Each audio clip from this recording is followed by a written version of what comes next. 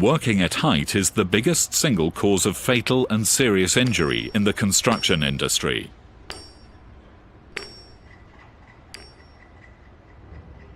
There are many different activities in construction which involve working at height. There's working on scaffolding, mobile towers, MEWPs, or working next to an opening or edge.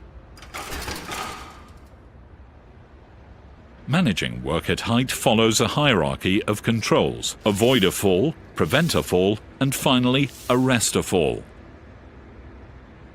First, always ask the question, can the work be done safely from the ground? When working at height, always ensure that you are prevented from falling by fixed edge protection that comprises double guardrails and toe boards as a minimum. Where this is not possible, you must wear a harness fixed to a suitable anchor point. Wearing a harness is the last resort, as it may not protect you. You must only work at height if you are trained to work within that specific working at height activity. When wearing a harness, ensure that you are able to fit, use, and inspect the harness correctly. Where harnesses are required, ensure that distance barriers are provided to prevent those who are working within close proximity entering the area. It is also important to prevent objects from falling from height onto people below. To prevent falling objects, openings on lift shafts must be fully protected. Service risers and penetrations should have mesh fixed across them together with a double handrail and toe boards. If you are working outside of the perimeter protection or within proximity of a leading edge, ensure that your tools and equipment are tethered. Tool tethers are also required when working from MEWPs, mobile towers and podiums. Exclusion zones are required to ensure that no one is injured if an object falls from height.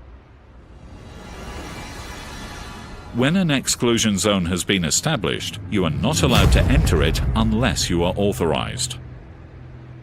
It is important that you do not alter or dismantle edge protection unless you have been authorized. Equipment must be suitable, stable, and strong enough for the job. Make sure that you inspect your equipment before you use it. Ladders must only be used for short-duration works and only during activities where 3 points of contact can be maintained. If you cannot maintain 3 points of contact, it is possible that you have the wrong type of work equipment. A tower scaffold is an effective piece of equipment for working at height, providing it is built correctly. Double guardrails and toe boards must be installed at all times, and outriggers should be deployed at your earliest opportunity to prevent the tower from overturning. Wheels must be locked and no person should remain on a mobile tower whilst it is being moved. Towers must have an in-date inspection tag on display.